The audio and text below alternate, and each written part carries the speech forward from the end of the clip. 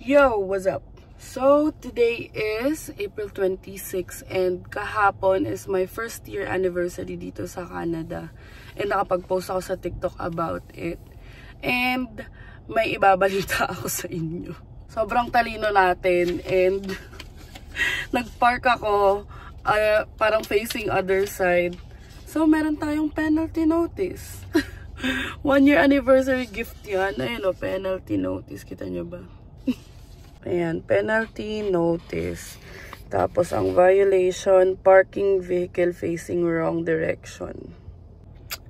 Akala ko kasi pwede. And, ayun, my bad din. Admitted ko naman na mali ako. Kasi, hindi ko talaga alam. Kasi, pinark ko na siya ng right na way. Eh, kaso, sabi ko kanina, pagkahatid ko kay Bianca, ay, hindi, para pag alis ko ng morning, I mean, ngayong afternoon, since papasok nga ako sa work, dire-diretso na lang, binaligtad ko, tapos dun sa side ng bahay, ayun, pero okay lang, $30 siya guys, at least lesson learned. Yun, may instruction naman dun sa likod, and kung paano bayaran, and binayaran ko na siya online lang naman, and may online fee na $1.50. So, ayun lang naman. I-update ko kayo kung ano man yung gagawin namin today since Friday. And hindi ko pa alam kung may schedule ako bukas. So, i-update ko na lang kayo.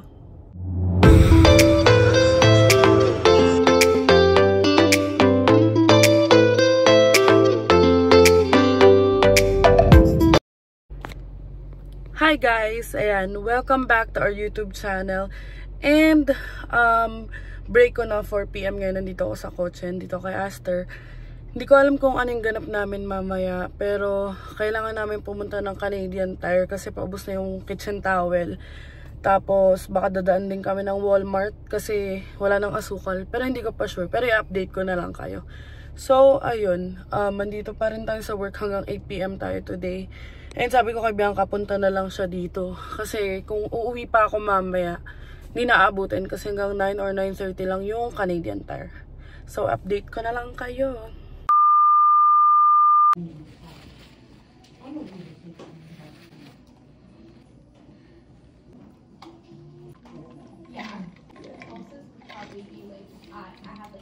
Yan, break time na natin. And, lucky me.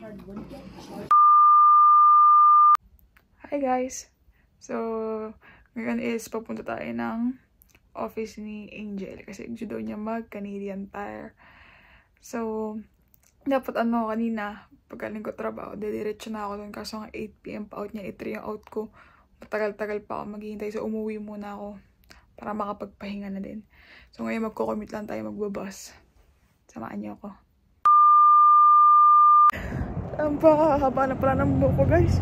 Grabe. Gusto ko na magpagupit So ayun, lakad tayo pa bus stop. Ang oras na is magsi-7 pero maliwanag pa din. Lakad-lakad muna tayo. Ito ng panahon. Parang gusto ko na mag-lift Joke lang. Medyo mahal pag-lift. Grabe yung buko pala, haba na. Yung sa likod Grabe. Ganito pa kaliwanag ng alas 7 ng gabi hanggang alas 8 ganito to, kaya sarap pa maglakad-lakad.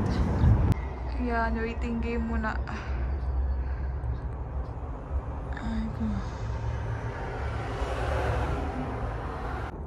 Ayun na yung bus, parating na ang bus. So yun guys, hindi na ako nakapag-update. Nakababa na ako, dito na ako sa office ni Angel. Hindi nga mag-vlog dyan. A few moments later. So yun guys, dito na ako sa loob ng sasakyan. Dito na lang ako maghihintay. Usapan kasi namin ni Angel sa Shoppers World na lang kami magkita. Eh ayoko, dito na lang.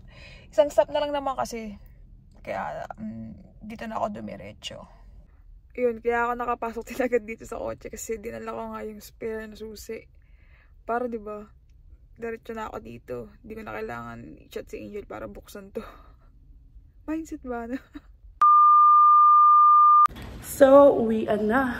And, nasa car na daw si Bianca. Dalag-dalag niya yung spare key. Tignan natin. Ayun May tao dun, oh. O, diba? Andiyan na si Master.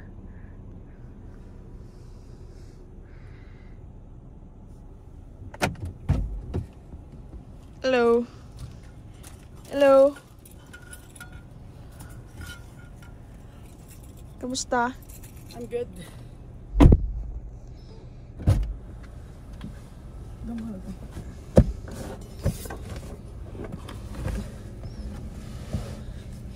Okay ka lang? Yeah. Let's go. Saan? Sa Shoppers.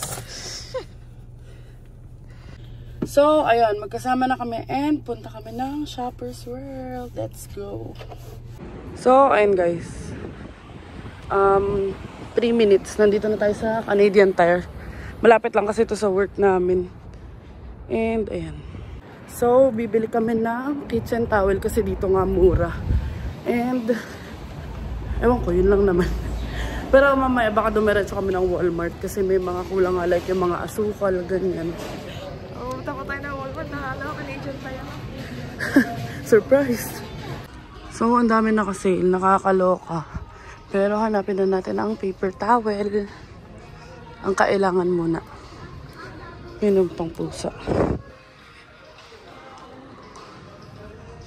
So, ayun na guys. Dito kami namimili ng tissue. Hindi ito. Kasi ano yun eh. Ito ang binibili namin. 2x4. Ito nga. For $5 lang oh. Dami. Yeah. So, wow mali. Ito pala yung presyo niya. $7.49. Pero pwede na yan kasi madami na yan eh. So, ayun na. Dala-dala niya na ang tissue. Kailangan namin yan kasi sa baba. Pag naglilinis nung stove. So, nako, naka-sale ang mga pang sasakyan. Nakakaloka. Pero naghahanap kami ng para sa mat sa likod. So, ayun, mag-check out na kami ng tissue. And wala daw sila nung pang-back lang nung car na mats. Kasi yun yung hinahanap ko kasi nga nakaset. Oo, kasi yung gitna ni Aster, basta yung sa likod, hindi siya buo. So, yun ang hinahanap ko. And nagtanong na rin ako ng winter tires. So, $139 isa. And mas okay nga na mag-prepare. Pero parang hindi ako goods dun sa $139. Baka maghanap pa ako ng ibang option para mas matagal. So, ayan. Tapos na tayo. And so, ayan. Di ko alam kung kakain ba muna kami or mag-Walmart muna. Kasi past 8 na. Maliwanag pa. Yan. Ilalog niya na kay Aster. Tignan nyo. Mga 8:30 na. Diba? Pa-summer na. So, ayun. Papunta na kami ng Wingstop. Nakabili na kami sa Canadian Tire. And kakain muna kami. Kasi nagutom na kami. And sana walang masyadong tao sa Wingspot. Wingstop. Wingspot. Ewan ko basta yun. Tara. Let's drive. So, ito na. Malapit na kami sa Wingstop. Ito na pala yun. Iba na pala. Sana matry natin. Sana wala masyadong tao. Sana wala na masyadong tao. Kasi nung nakaraan, ang daming tao. Ang haba ng pila. Ito pala. Hindi na mahirapan mag-park. Dito tayo sa hindi tayo mahirap mag-park.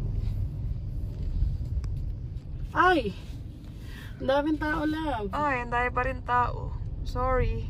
So, we're going to find another place to eat. Grabe, laging blockbuster dyan eh. Wala. Sawi ang ating Wingstop. Tingnan nyo naman. Oh, diba? Hanggang labas. Gandulo yan. Hanggang dulo yan, oh. Oh, diba? Haba ng pila. So, ayun guys. Ayan, currently naghahanap siya ng makakainan. Haba ng pila sa Wingstop. Haba ng pila sa Wingstop. Tingnan nyo. Anong oras na? Oh, 8:52 na. 9 PM na. Maliwanag pa. May liwanag pa. Madilim na pero may liwanag pa.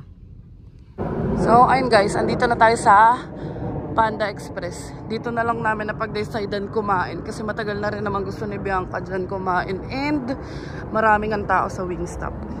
Grabe, ayoko talaga nagda-drive dito sa Heartland. Dato nasa-stress ako. Ang daming ang daming gulo. Basta ang gulo niya. Tapos ang dami pa sasakyan. Nakaka-stress talaga. Lata naman, diba? Yan na tayo. Chinese food is life. So, ayan. Para siyang, ano, basta madami. Chinese food. So, ito yung price dito. Ayan, screenshot nyo na lang sa Panda Express. Para lang din siyang ka-price ng Shanghai 360. So, yung shrimp nila may additional na 1.75. Ayan. Ayan, sobrang huge naman ang variety ng menu nila. Makakapili kayo. So, ayan. Success si V. Umorder kami ng chow mein. Yung parang pansit nila. Teka, pakita namin sa inyo. Ayan. Alam ko yun yung parang ano nila dito. Signature food. Hindi ko lang sure ha. And then, ang in-order namin is plate. So, umorder ako ng shrimp. Kasi favorite ko yung shrimp. Tapos, honey garlic chicken. Tsaka rice. Honey sesame chicken pala. Tapos ito, lagi silang may free na ganito. Panda Express. Tapos, ang total bill natin ay 23. Tapos kukunin ko na lang yung water sa car. Kasi may water naman kami. Yan, kunin na natin kay Aster ang water. So, it's here. Kaya pag lumalabas kayo, mahalaga na laging may water. Let's go. And hiwalay yung exit nila. Diyan yung exit. Tapos dun pa yung entrance. Grabe. Iba talaga kapag yung matagal magliwanag. Parang hindi pa ako pagod. Pero on usual days, parang pagod na ako. Ayan, taste test na ni V. Ano? Sarap. Okay. Tsura niya, hindi masarap. So, tsaring. Tingnan nyo, yung tsura ng pinipilit. Ito na lang. Masarap naman. Masarap naman. Nung pinatikman ko na ito nung kasama ko si Joyce.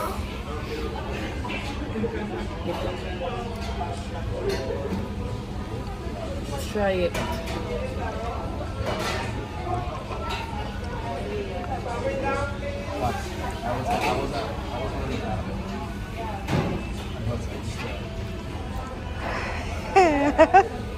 Sarap naman ah. Okay yung lasa pero masyadong dry yung pansit. Tsaka masyadong manipis. Hindi ako mahilig sa ganito. Ang hilig ko yung kantil na makapal. Pero okay na. Yan, sinatsaga na yung pansit na parang goma. Tsara. Kami aftertaste, di ba? Sabi nga namin sa Pinas pinipilahan yan eh. Pero hindi namin sure kung ganyan din ba yung lasa sa Pinas. Kasi, hindi, ka-price lang siya ng Shanghai 360. Hindi, mahal sa Pinas. Oo, mahal sa Pinas. So, tapos na kami kumain and itatry na namin yung fortune cookie. Tignan natin kung ano nakasulat sa loob. Yan, itatry niya na ang fortune cookie. Tignan natin ano nakalagay.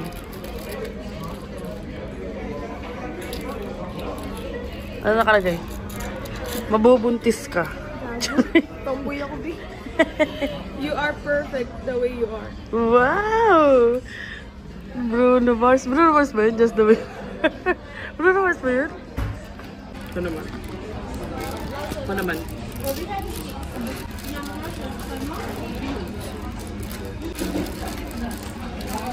Pagkati mo na lang.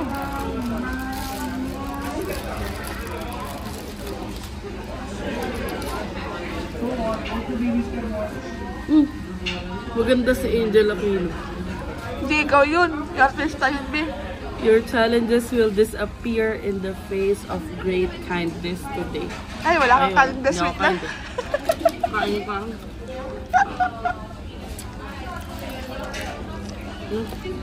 So, ayan. So, ayan. Magtatapon na siya. And, punta na tayo ng Walmart after. Ayun, tapos na tayo kumain and punta na tayo ng Walmart.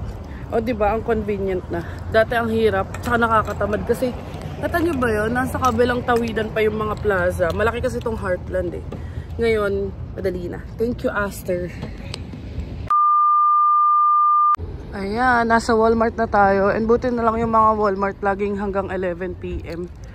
So, let's go. Ayun, nakaka-stress talaga mag-drive dito. Tapos, di ba, nagpa-park na ako. Tapos, akala ko may tinamaan ako kasi ang lakas nung, ano ba tawag, makina? Sa may muffler nung kabilang sasakyan nung pagka-start niya. So, for the gulat ang atin yung girl. Buti bukas pa. Tignan nyo, nakasale yung mga pang-camping. Mga bike. O, diba ang mga sunscreen nakasale na rin. Tignan nyo, nakasale na yung mga pang, terrace. Pang balcony. Pati yung mga barbecue. Yung mga barbecue grill. Sarap sana yan kung may sarili kang bahay. So, bibili siya ng soap dish. 1.47. Ito yung hinahanap ko. Meron din doon yung parang board. Guess who? Kasi ang mahal, $20. And then, tignan nyo. Mababaliw si Bill dito. Ito yung mga gusto niya, yung mga Uno cards. Parang gusto ko nga rin bumili $7 lang. Diba? Ang dami. Naaaliw ako. Ang dami ko nakikitang board games. Kaso syempre, dalawa lang naman kami ni Bianca. Ano nyo? Inip na yan, oh. Pagod na yan, eh. Hala, ito yung gusto ko. Kasi ang mahal $30. 24 pala. Kala ko ba tumigil to? Recording pala. Kala ko bakit sabi niya dito ka lang. Ang daming Stitch. Nakakaloka. So, ito 3.77. Nakakuha na tayo. Yan, bayad na tayo. Let's go. Papatay ko muna kasi gagamitin ko yung phone ko pambayad. Pauwi na tayo kasi tapos na and pagod na si Bianca. And para makapagpahinga na tayo at makapanood na ng Mami Oni. Nantok na yan. Pagod na siya eh. Yan, buti may exit. Dito kasi kami malapit nakapark. A few moments later. Ayun, sa car na tayo and pauwi na. Pagod na yan. Kabusangot na. Kanina pa yung hikab. Kasi kanina pa siya nasa work. And ayan. Let's go home. So, ayan. May nagyayamag. Teams, nabuhay siya eh. Parang makalag kami ng Mami Oni. Liwanag. Hi, I'll have one medium iced cap, please. Medium iced cap? Yeah, and then I'll have another medium, the one with Oreo. One Oreo iced cap and Yeah. one regular? Yes. Is that everything? Yeah, that would be all. You can drive up. Thank you. No problem.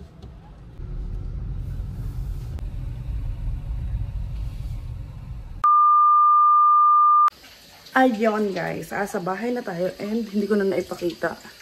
Nakabili na kami ng things. Ayan. And wala naman na kaming gagawin kasi nakain na kami. So, akit na kami nito. And baka yayain ko mag-uno to. Kung di ba pagod kasi mga pagod ni. Sunod na kami ng Mami Oni. Excited na bukas. Oh. Tikman natin yung fingers. Hilig mo talaga sa fingers eh. Ay, bastos.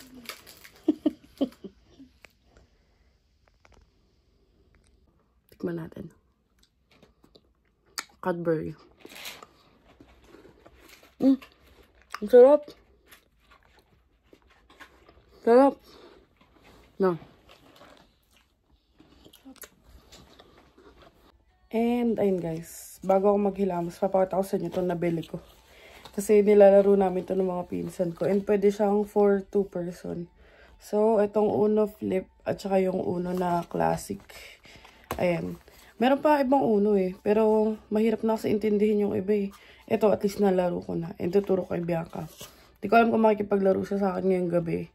Or manood kami ng Mami Oni. Pero yung Mami Oni, mas sure yun. And ayun yung mga ganap natin for today's video. Medyo short lang. Pero at least naisama namin kayo. And bukas, actually may gala kami dapat bukas. Kaso kinancel namin kasi nga bukod sa pagod, umuulan. And sinabi ko nga sa inyo, hindi ako confident mag-drive kapag umuulan. But, ayun, isasama na lang namin kayo or i-video ko na lang kung ano mga gagawin namin or kung may unusual ba. Pero most probably, ang una namin gagawin is ililinisin namin tong kwarto. Kasi yung mga luggage ko andito pa. And that's it for our today's vlog. And we hope you enjoyed this video. Please give it a thumbs up and subscribe to our YouTube channel, Adventures in Canada. And like us and follow us on Facebook, Adventures in Canada din. And follow me on TikTok, I am Angel Aquino _. And thank you so much for watching and see you on the next one.